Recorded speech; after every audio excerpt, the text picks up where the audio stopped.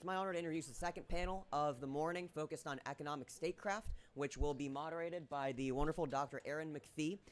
She is a prolific subject matter expert focused on issues of human security, reintegration, climate change, and the relationship of the financial sector in all of this. She is the founder and president of the Corioli Institute, which focuses on reintegration in conflict zones, and she has operated and done field work in conflict zones worldwide, including in Latin America and Colombia.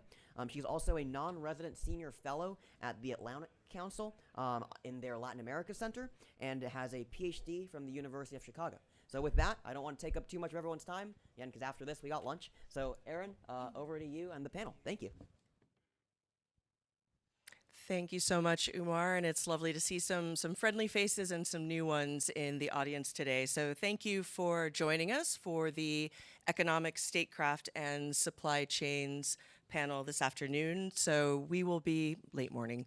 So we will be chatting a little bit about the intersection of strategic competition, sovereignty, and resilience. And I think we'll probably get a peek into what General Mejia certainly rightly raised in his remarks, which is some of the role of the illicit and criminal economies as well. So in South America, our regional topic of today, what we're seeing play out is a sort of mix of global powers who are working to shape and contest influence, and one of the mechanisms that they're using to do this is through economic means. So what we're hoping to do today on this panel is go beyond the surface level talking points that I think we're all quite familiar with and maybe a little bit tired of hearing, and going a bit deeper onto the nuances of threats and counter threats and some of the ambiguities and the structural elements and the power relations that are going on there. And specifically, of course, with regards to the economic tools that are being used to reshape alliances, reinvent relationships and rules, and rewrite the way that trust is built and destroyed in this context. So I won't take much longer on the opening remarks, and in my ever-enduring quest to never say anything that can be Googled, I will also give very brief introductions to our panelists, but I encourage you to scroll through the length of their professional profiles. So immediately to my left, we have Leland Lazarus, who is the founder and CEO of Lazarus Consulting, and a current term member as well on the Council of Foreign Relations, among many other things, and you can just tack that on to everybody else. Next to him, we have Alexa Van An. She's the Deputy Branch Chief of Global Investment and Economic Security. And Catherine Woods has worked at global banks for more than 20 years and is currently the Managing Director of the Institute for Financial Integrity. She has also served in the Air Force Reserves. And then last but not least, we have Siddharth, or Sid Iyer, who is a senior growth lead at Vannevar Labs and special advisor to the VP for Indo-Pacific Affairs up until the end of the last administration, if I'm correct. So thank you, and we'll get started with our first sort of prompt and question for Leland, which is to share a little bit based on his work across Latin America about PRC engagement and the logics behind countries' decisions to engage with China, and maybe give us a little bit more of an understanding of what are some of the assumptions that maybe we need to rethink from our end in terms of our economic statecraft and other areas with countries in this region. Thank you. Well, Erin, first and foremost, thank you so much. And to Alexa, Catherine, and Sid, it's a pleasure to be on this stage with you. And also thank you to the Irregular Warfare Initiative, Special Operations Association of America, and most importantly, Carasoft for giving us the food that we're going to have afterwards. And also, what an incredible, beautiful building as well. So thank you so much for that. To answer your question, I will make sure to answer the question, but I do want to start off with a story that will really illustrate that. A few years ago, I was a U.S. diplomat. I served in China, but I also served in the island of Barbados and the Eastern Caribbean. And I remember it was one weekend, I was driving out in sort of the rural area in Barbados with a local Barbadian friend. And if anybody has been to Barbados before, can you raise any hands? Probably for vacation, right? But you know that one of the great things about Barbados is, of course, the beaches. One of the bad things about Barbados is the roads, right? The roads are just so bumpy and messed up, and you've got potholes everywhere. And you're just going around, and it's like all messed up. You gotta get a headache. And my Barbadian friend turned to me, and he said, "You know, the Chinese embassy just approved $230 million for a road development project throughout the island." And he basically said, "Hey, if the U.S. would just help us to fix the damn roads, then you would be better in this competition between the U.S. and China in the Caribbean and elsewhere in the region." And I always use that story because I think it has always stuck with me to say that the way that our Latin American and Caribbean partners think about the connections between economic security and national security is not the same that we interpret it, right? I think the way that we interpret it and the way that we tell Washington and things like that is, we have to be careful about over-reliance on China to our supply chains and the national security purposes of that and the potential, military dual use of the different infrastructures. But from the perspective of a lot of our Latin American and Caribbean partners, basic infrastructure is national security, right? If you're a farmer out in rural Patagonia, or if you're out in some rural other area in Central America or the Caribbean, and you need to send your soy or your other products from the rural area to a port, you need a nice road, you need a strong enough and big enough port in order to sell it to global markets, right? And so from their perspective, when a Chinese company is coming in and building that road, building that bridge, expanding that port, that actually contributes to their economic security and their national security.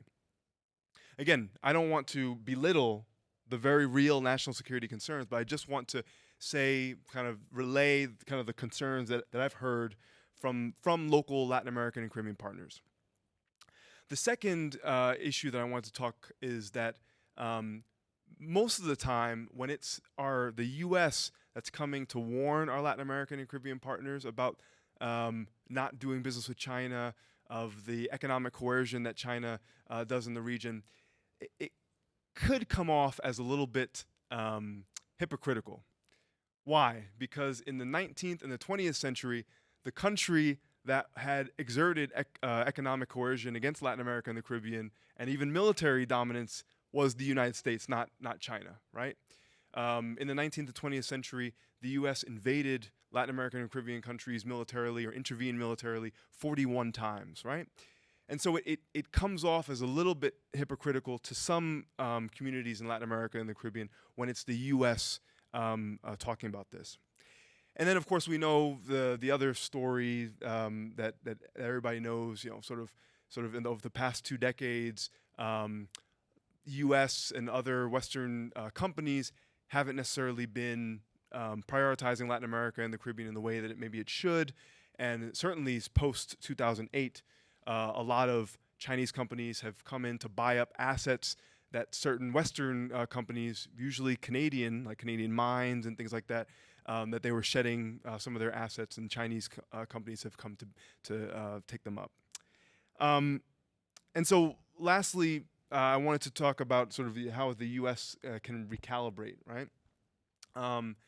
And I think one of the things that we can absolutely do, and actually see somebody in the audience who can absolutely help us do that, is the importance of local investigative journalists, right? We have Javier Melendez out there in the back. I see him, who leads Expediente Público, which is an incredible Central American investigative journalism network. But again, they are a network of locals talking about the issues and abuses that they see on the ground of the bad things that Chinese companies are doing. I think the messages coming from local leaders, local journalists, is much more impactful, thousands of times more impactful than if the U.S. or some of our partners are doing it through, I don't know, public means or elsewhere. The second is to actually show up to compete, right? And I think that we've been getting further and further along in doing that. But for example, the Development Finance Corporation, I know it's up for reauthorization at the end of October. Congress should absolutely reauthorize it and double its capital limit from $60 billion to $120 billion. I think if we really give DFC the resources that it actually needs in order to compete against BRI and other things, I think we'll do a really good way to outcompete China in this region and elsewhere around the world. Thank you so much. And certainly the investigative journalism is a brilliant point, and I think often would get overlooked in these conversations. So thank you for all of those. Alexa, I'll move on to you, and just thinking about sort of from that position within the interagency apparatus, I mean, what are some of the tensions that are experienced in terms of countering influence in the domain of economic warfare or different economic strategies? And how do you see this, playing out in the day-to-day decision-making and policy direction that we're headed in? Thanks. Thanks, Erin, for that question. And thank you to IWI. It's really wonderful to be here with everybody. So to kind of address that question, I want to tell you a little bit about my office, the Global Investment and Economic Security Directorate, because we sit at the intersection of economic security for a couple of reasons. Number one, we hold a portfolio of authorities that addresses a lot of the risks that stem from things like adversarial foreign investment, economic coercion, and supply chain risk. I'm sure that many of you are familiar with the Committee on Foreign Investment in the United States. It's a Treasury-led committee, and my office is DoD's representative to CFIUS. In that position, we have a lot of engagement with the interagency based on what we're looking at that comes before the committee, which is transactions that may pose risk to the United States based on foreign involvement in those transactions. Additionally, within DoD, we also work very closely with stakeholders in the services across defense agencies to think about how those risks affect the department. So we're thinking very carefully about economic security in that context. And I think that, Leland put it very well in laying out how why DoD should care about economic security. There are many assets, technology assets, data assets that are extremely important and are vulnerable to some economic vectors of influence. So as we're thinking about those issues, we engage with our allies and partners to ensure that as they're thinking through these policy questions, we are working with them in that capacity. So this economic security is national security. It is inherently an interagency effort. And I think that as the department is looking at economics and how we are influencing our strategies to consider those risks, then this is something that's definitely playing out. So thank you. Thank you so much for that. And I think sort of progressing into the how does this all happen? We will move down to Catherine, and I'm wondering, Catherine, you sort of sit at the intersection of security, finance, technology, and I wonder if you can share a little bit with us about the tools and the mechanisms by which both states and non-state groups are exerting economic influence in the region and also globally, for example, crypto, but not exclusively crypto. And what do you think the challenges and implications are for sovereignty and trust as a result of that? Thank you. So lots to cover. Well, I'll speak about perhaps two non-state actors, so cartels and Chinese money laundering organizations, and how they're working together to amplify their success and therefore the harmful effects that they cause. And then I can speak perhaps a little bit about banks and some of the unintended consequences that come from the use of tools of economic statecraft. So understanding how how tools of statecraft land within the private sector. So capital flight from China is estimated at $516 billion a year. So there is a restriction on Chinese citizens. They may only move $50,000 out of China per year.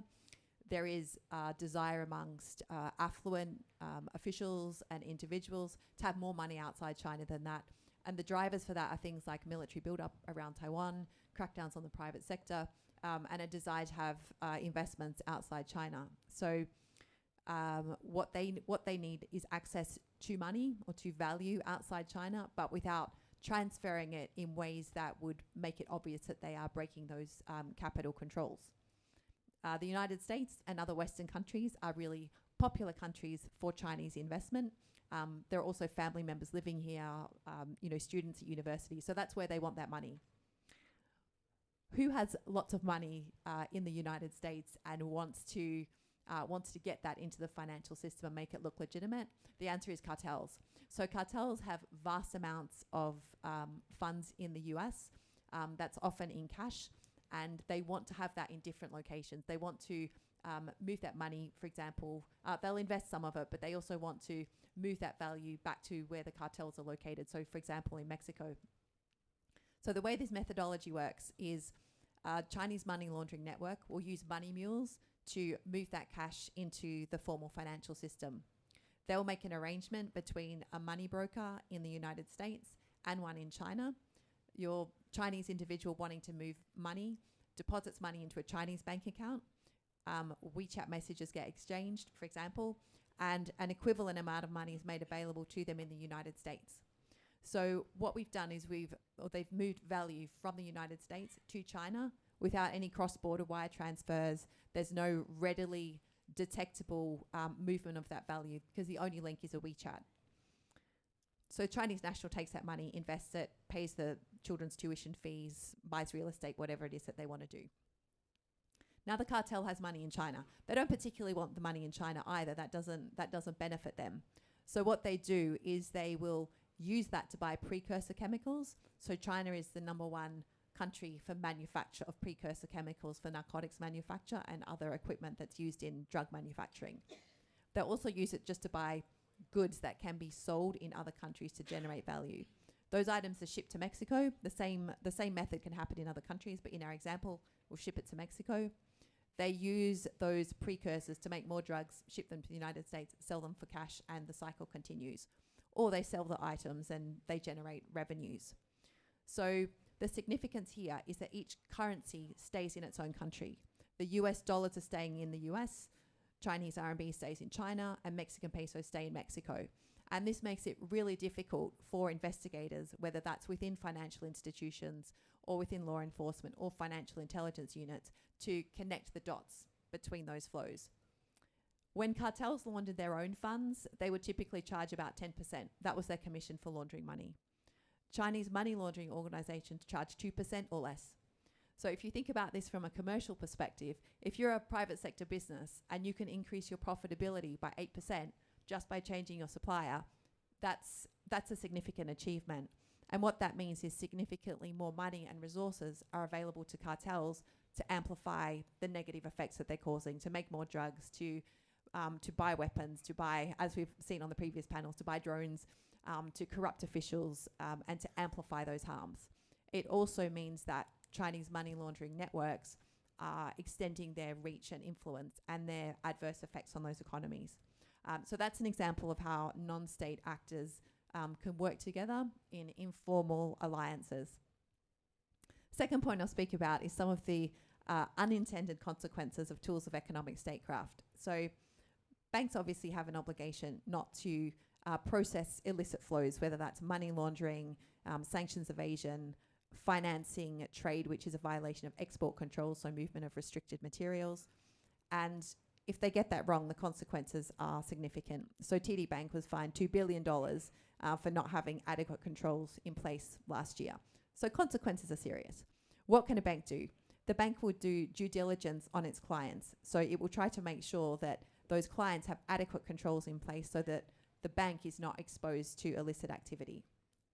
High-risk types of clients need more due diligence. So high-risk types of clients may include nonprofits who can sometimes end up being targeted or misused or just fronts for terrorism financing. That has improved in recent years, but historically that was an issue. It could include crypto businesses where they're perceived as being targets of money laundering. I might have a different view on that, but that's certainly a perception of a lot of large banks. High-risk clients therefore need more due diligence. You need to collect more documents. You need more resources to review them. You have to review them more frequently. So instead of reviewing a low-risk client maybe every 2, 3, or 4 years, high-risk client, you have to review them maybe every 6 to 12 months. You have to monitor their transactions more closely. Your regulator is going to be scrutinizing you if you have a higher proportion of high-risk clients. So what that means is the resource required to have a high-risk client is much higher than a low-risk client. And it doesn't mean that the client's actually money laundering. You have to go through this process every time to assure yourself that the client is managing the risk effectively. At some point, it becomes the revenue that you get from the client is not sufficient to justify the resource required to manage them. What happens then is called de-risking. It's called de-risking if you're the bank. It's called debanking if you're the client. So that client will lose access to the financial system. This doesn't just apply to individual businesses or individuals. It can apply to whole sectors and even whole countries. So if economic sanctions are imposed, that country will lose access to the global banking system. And we've seen that in countries like Syria, for example. Recently, we saw 3 Mexican banks are subject to designations. So if that proceeds as expected, then they will lose access to the global financial system. If that extends more widely, then countries and sectors lose access as well. So if you're, for example, a Colombian exporter of coffee and your buyers are in Belgium, your buyers have euros, but they need to pay you in pesos. They might actually use US dollars, but there's 2 different currencies involved. You can only engage in that trade if you have access to global financial institutions. So the imposition of economic sanctions or pervasive cartel activity can mean a country or sectors lose access to the financial system. It causes economic decline. It makes people in that country more vulnerable to human trafficking, illegal wildlife trade, environmental exploitation. So it creates quite a vicious cycle, which creates then a foothold for more cartel activity and for more illicit activity. The only way that you can move value in those circumstances, if you don't have access to the financial system, is to use informal methods of transfer like Chinese money laundering organizations. And that means those financial flows are now moved into opaque channels and are used to provide funding for illicit activity. So some of the unintended consequences. And the real lessons here are to understand how these things work and to partner closely with financial institutions and the private sector to balance out some of these effects. Thank you so much for that fantastic insight into the how all of this sort of unfolds, and it was a better segue than I'm doing now into thinking about the private sector and the role of the private sector. So, Sid, up until very recently, you were quite deeply enmeshed in the DoD, public sector, and now sort of spanning into the private sector. So, at the intersection of these two, and I'm finding that with each of these panelists, I'm saying at the intersection of the areas that they work, and I think that's really indicative of the way that we need to think about and approach this problem of economic warfare or engagement or influence, which is it doesn't belong in a sole domain, but rather it is a problem that spans multiple areas, multiple disciplines, multiple sectors.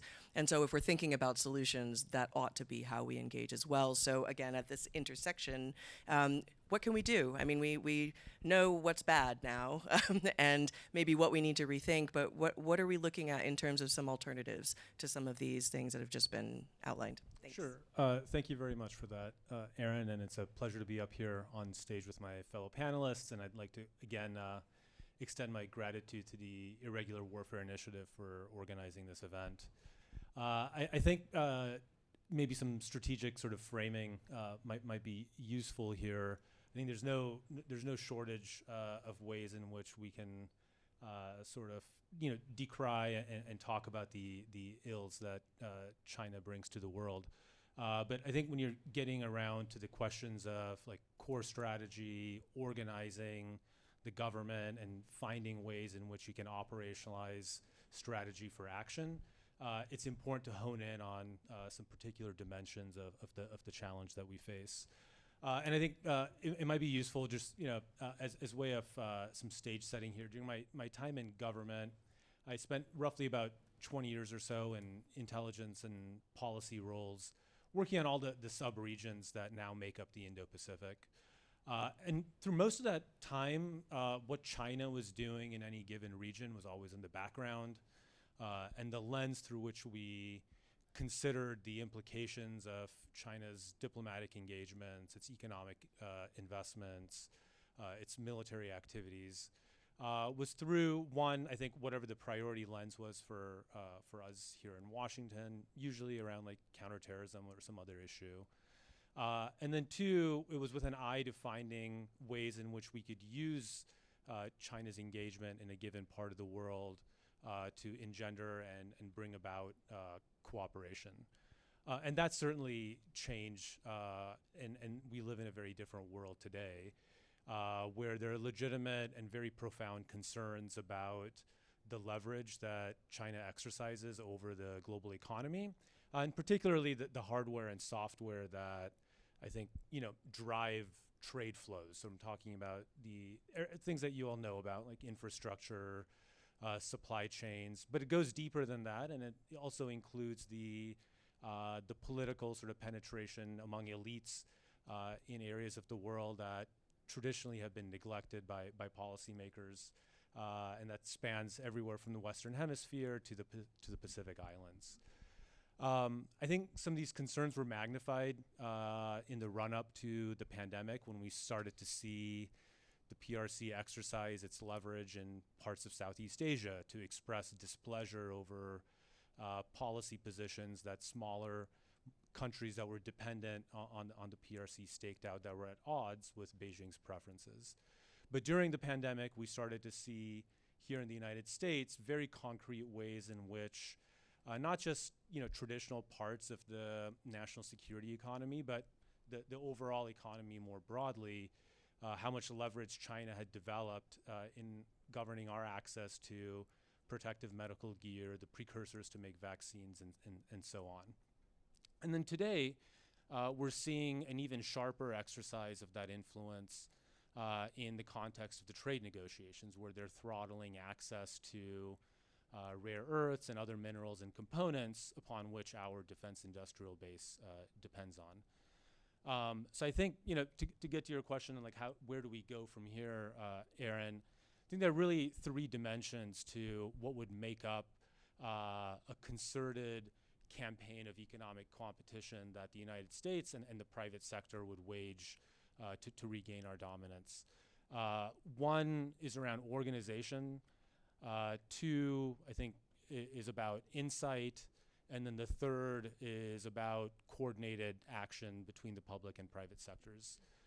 And mindful of time, I'll be very brief on these. I think one, and some of my colleagues here have touched on these already, but when we think about organization within the government, the authorities and missions that relate to economic competition are quite distributed.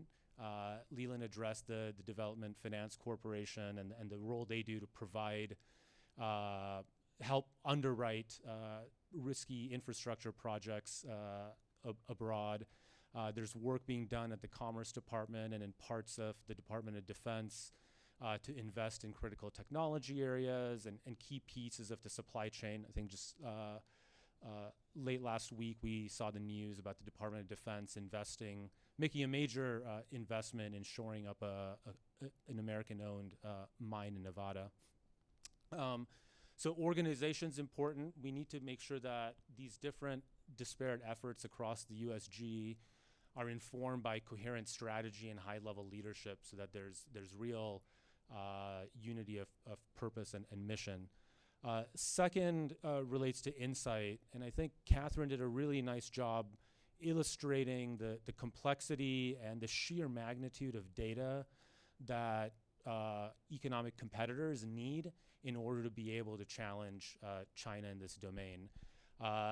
She talked about having a visibility on social media conversations. I think it's important to also think about the sort of what's happening at ports in terms of like import documents, the control of export licenses in China, where is the PRC investing in their defense technology ecosystem. And so there are companies, in the United States, including Vannevar Labs, that have invested a lot in developing a grid to harness and really develop that micro-level insight into what's happening in this domain to drive action. And then the third part of this is coordinated action. And we don't live in a state-controlled economy. It's a market economy, And so action in the economic domain requires collaboration and partnership between the government and the private sector. And so there are, again, models here where we've seen initiatives in the Philippines where an American private equity firm was able to make a play with support from U.S. diplomacy and defense engagements to establish financial control over the Subic Bay, really strengthening our forward presence in the Indo-Pacific. Early on in this administration, we saw a lot of high-level attention paid to the risks that we faced around the Panama Canal and all the associated infrastructure.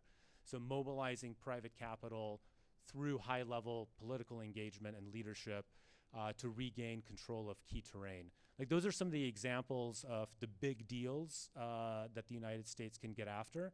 But there's also, thousands of smaller plays that are going to be fueled by data-driven insight, and also by advances in software that allow us to really gain key insights and operationalize those insights into action. Like finding that random mine in Honduras or Peru that needs outside investment. That's something that people sitting inside the government or even in investment firms in the United States don't have ready access to. So I think getting that coordination is going to be critical. Thank you.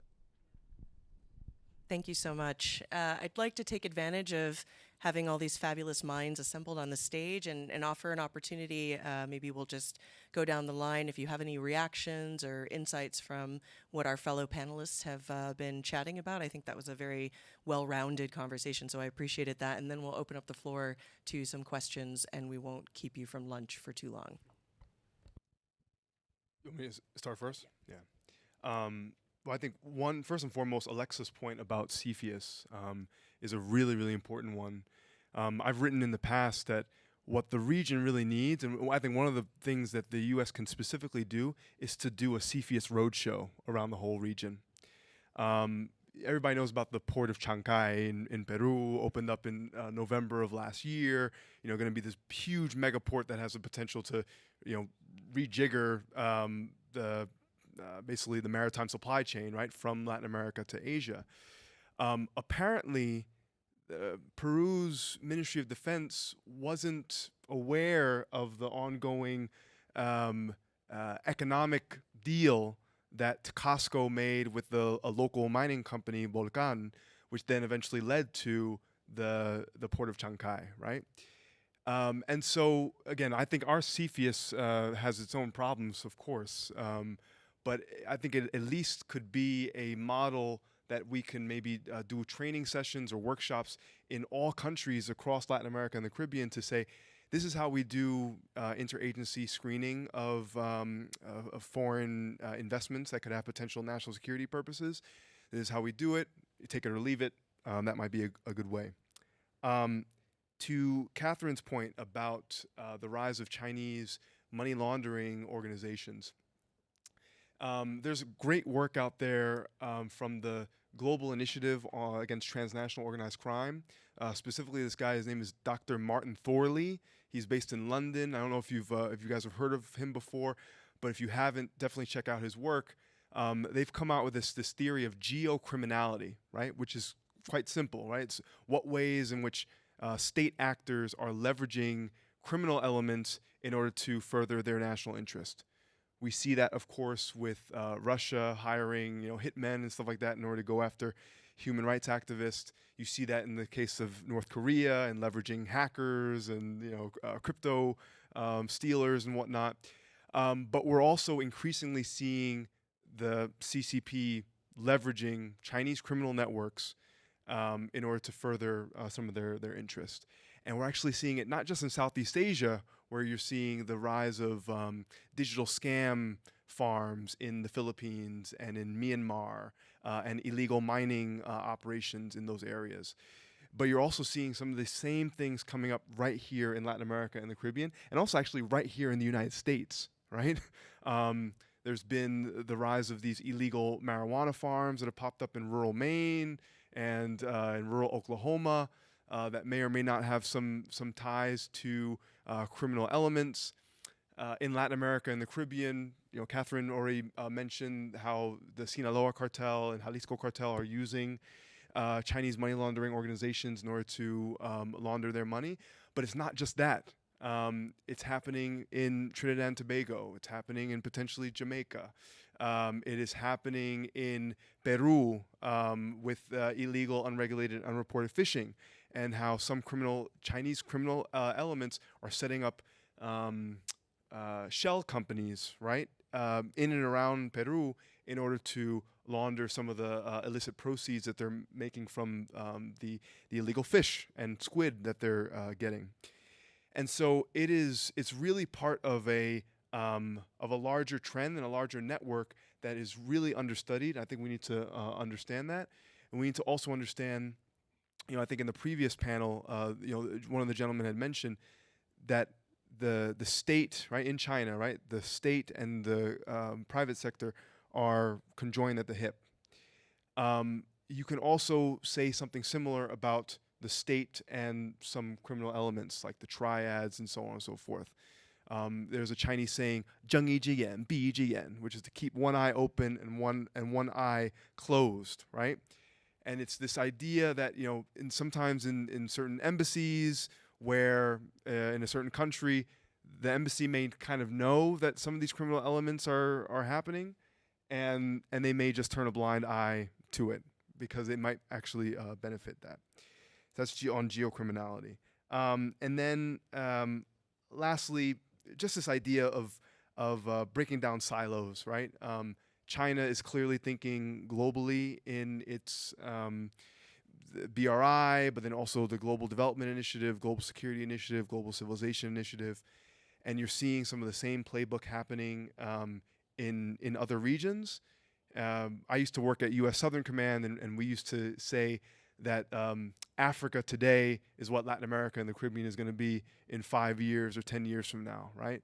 To say that there are very real lessons that our Latin American and Caribbean partners can learn right now just from looking across the pond to what's going on in Africa, what's going on in Southeast Asia, and they can really do a good job to sort of protect themselves now in order to make sure they're not going to face the same kind of consequences that they're seeing right now in other regions. Thank you so much for that. I'll give a second plug to that geocriminality piece and just share my absolute envy for folks that can find a very clever and concise name for social phenomena, because I am never able to do that. So it's quite good. And I mean, these are certainly dynamics, very deeply entrenched in the Central and South American regions, but also that we're seeing globally. I mean, GTalk also came out with a recent report on Ukraine and organized crime and the potential for that in Ukraine. And we're already seeing, folks are already quite keenly aware of the way that reconstruction efforts are being used for money laundering. And I think that's certainly something we'll need to keep a sharp eye on in the future as well. So yeah, I'll come down to you, Alexa. Thanks. Thank you.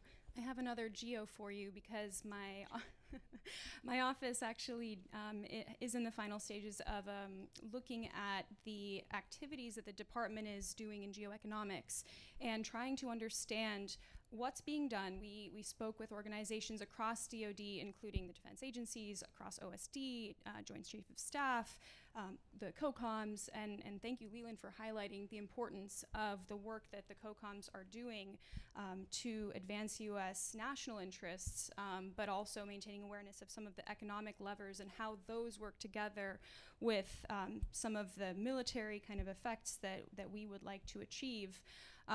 Going back to CFIUS for just a moment, one of the aspects of CFIUS that is incredibly important is safeguarding U.S. military bases within the United States.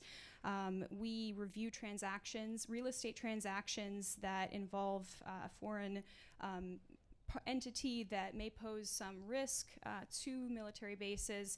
And it's not just in the United States, although that's CFIUS's area of coverage. It's also, we have military bases all over the world. So thinking through that question is incredibly important. And that's one of the central topics that we engage with allies and partners. We've talked on the panel, this panel and the previous one, through some of the mechanisms that the US government has to ensure our national security using economic levers. You have some that fall into promote, you can invest, you can engage, and I think it's really important to emphasize the protect side of that coin, to equip our allies and partners with the tools, whether it be policy, whether it be data, using new technologies to understand and characterize the risk properly. I think those are all really important things to emphasize as we're thinking about this conversation. Lastly, I will add that in our study, one of the interesting observations was that there are many existing authorities that we have to achieve some of these outcomes and safeguard our defense industrial base, ensure our economic security and integrity, and it's not necessarily that we will always need new legal authorities to achieve that. I think that there's a lot of work that can be done to understand the authorities that we have presently and how they can be fully used to that effect.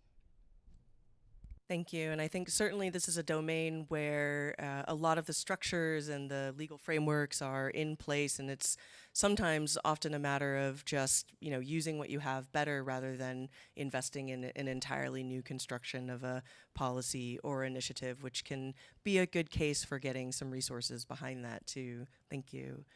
Catherine, please. So I just want to emphasize some of the points from the other panelists there, that the mirror transfers method that I described is just one method. So, cartels and money laundering networks use many methods. There's the traditional wire transfers, there's crypto, trade-based money laundering, a whole bunch of other methods as well. I'm always really pleased when I hear statements like, well, crypto is anonymous, because it's not. Most crypto, not all crypto is equal, but many cryptos use a blockchain which is public. So you can trace all the transactions, where they're going from, where they're going to, and how much they were. The cryptos that are typically used by cartels, Bitcoin and Tether, are traceable. This is excellent. I'm not sure whether cartels and money launderers have worked out that it is traceable, or whether it's just a practicality of you have to launder money somehow, and you just accept some of it will be traced. You hope you move faster than those tracking you, or you just accept some losses, same as drug mules, right? Some will get caught, but the majority gets through. What I would highlight is that a lot of the discussion on the panel and today has been about the actions of the Chinese state. And there is a question mark, or a question that's often raised about, are Chinese money laundering networks operating at the direction of the Chinese state? My view is what's more significant is the effects. I don't think they necessarily are being directed, but they certainly, their activities in some ways do have advantages. In the United States, they enable and strengthen cartel activity, so that is weakening your adversary, the United States. And in other countries, the operation of those networks is weakening their economies and weakening their governance and social structures, so making them more vulnerable to official state-driven activities. So, thank you. Thank you, Catherine. And Sid, no pressure, but now please say something wonderfully profound to close out the panel. I'm bound to disappoint. No, I think just maybe a few reactions here. I think the example of the port and the broken road in Barbados, the sheer volume of illicit transactions that Catherine's trying to keep abreast of, and controlling access to the U.S. economy through the CFIUS process and under the 1260H, ensuring that we're not supporting companies that are part of China's civil military fusion strategy, all speak to the immense complexity of trying to get our arms around economic statecraft. And one of the things that I have learned over the last several months talking to people around the government about this is that there's no common operating picture or shared assessment of where, not only where the PRC is today, but what's more important for us as a country is to be able to get ahead of their next moves, right? It's thinking about what are the next major infrastructure investments that they're trying to make in the Western Hemisphere? What are the key supply chains that they're trying to get control of, so that we can then mobilize either public capital, our diplomatic corps, private investors, to take those advantages and really to scale up our engagement on the global stage in a meaningful way. So that's, I think, like one reaction is about this really sort of crystallizing in my mind the need for this common operating picture. The question of risk is super interesting. I think there are very relatively straightforward ways in which investors and private sector players think about it. I think when you start layering on questions about national security risk, it becomes orders of magnitude more complex. So, you're thinking about potentially allowing an American company to go invest. DFC's thinking about how what type of credit facility they want to extend to an American firm that's going to go make an investment in a part of South America. It may not make a ton of sense from an investment perspective. It might not be a major transit point for commercial traffic coming to the United States. But maybe for Southcom it matters to have that type of presence, either for force projection, for developing stronger security cooperation ties with the host government, or developing some sort of platform by which we can improve our own understanding of what's happening in that domain. So being able to figure out how much that matters and weighing it against the financials is a tough thing to do, and it, again, requires close coordination between those economic parts of our government and the security establishment.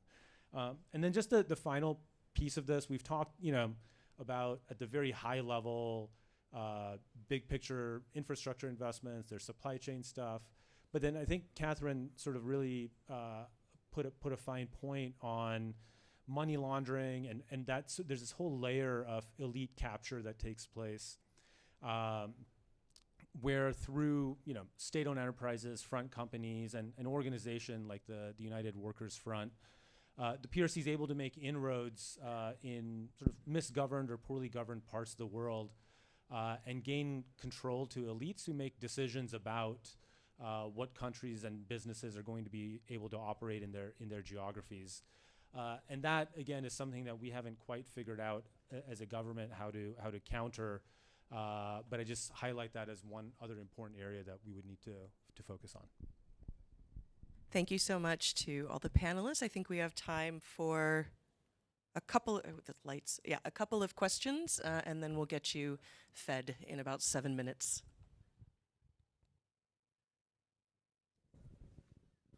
Glenn Harned from the Joint Staff. A lot of talk about need for interagency cooperation and coordination, and the extension of that to the private sector. Who in the United States government is the belly button for this? We need a common operating picture. Who's the one that needs to provide that, and who is in charge, if anybody, of bringing all these disparate organizations together so that there's some equivalent of the civil-military fusion we are faced against?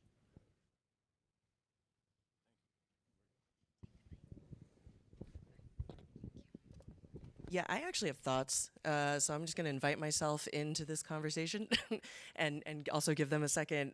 So less about the who and a little bit about the how.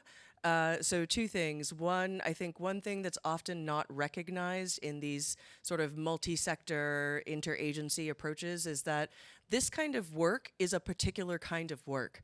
So when you're selecting focal points, when you're identifying the departments and the agencies that you need to work with and collaborate with, that needs to be part of the decision-making calculus, right? You need to find the kinds of departments, and also dedicate the time and financial resources that it takes to coordinate. Otherwise, it just becomes a check the box kind of tasks. An email gets sent once a month and nothing ever happens. So a little bit, part of this is, making sure you're actually authentically engaging in these kinds of collaborations. And, another element of this as well is making sure that you have the kinds of bridging either focal points or organizations in other sectors that can comfortably work between these different agencies or different institutions, like, for example, the armed forces and civilian institutions. Because of the different kinds of legislations and mandates that are around that, you need to have sort of these bridging partners and internal advocates as well. And I'll open it up if other folks have more on the who. I'll answer that very straightforwardly. It can't be one, it has to be all of them, because different problem sets will require different collaborations and different partners. So touching on Leland's point about helping to build capacity in these countries, and I will speak from the financial services lens because that's the one I'm most familiar with.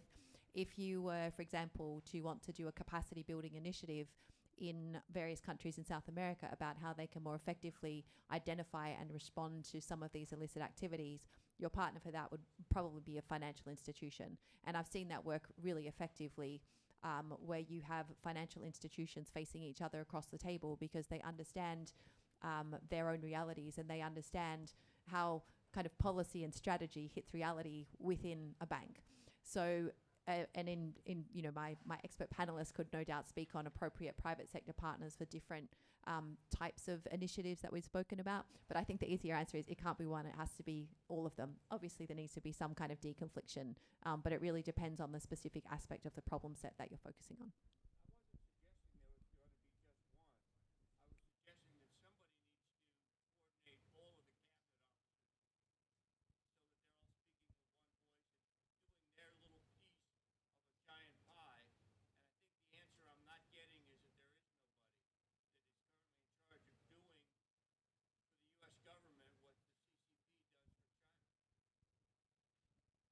Just jumping real quick. I think this is like sort of an obvious answer and a kind of a cop-out, but I do think that the National Security Council is probably the best place to do that. And I understand that they're about to set up, or they have already established an Office of Economic Statecraft, right? To really go after, you think about dime fill, to really go after the E portion of that. When a potential project is presented, how do we cut through the bureaucratic morass to try to get a BlackRock to buy up, potential assets around a port that would be so important to, U.S. national security? I think that the NSC would be best placed to do that. And I also want to give an example too. I don't know where Guido is in the audience, but I'm going to kind of say Special Operations Command, specifically Special Operations Command South, is really leading at the forefront of this kind of interagency collaboration. I have not seen that kind of interagency collaboration happen anywhere else, where, again, people are coming from all different departments to their meetings, to supporting their different initiatives. And I think it can be really a role model for kind of what other departments can do across the interagency. What do you think makes it work? What makes it work? Relationships. This sounds so kind of cheesy, but if you know that you have a certain amount of information, and you know exactly who, it's like, what do I know? Who should know it, and have I told them, kind of thing? Have I actually brought them into the meeting to get their insight, to leverage their networks to actually come out with it? I think that's what really makes it work. Yeah.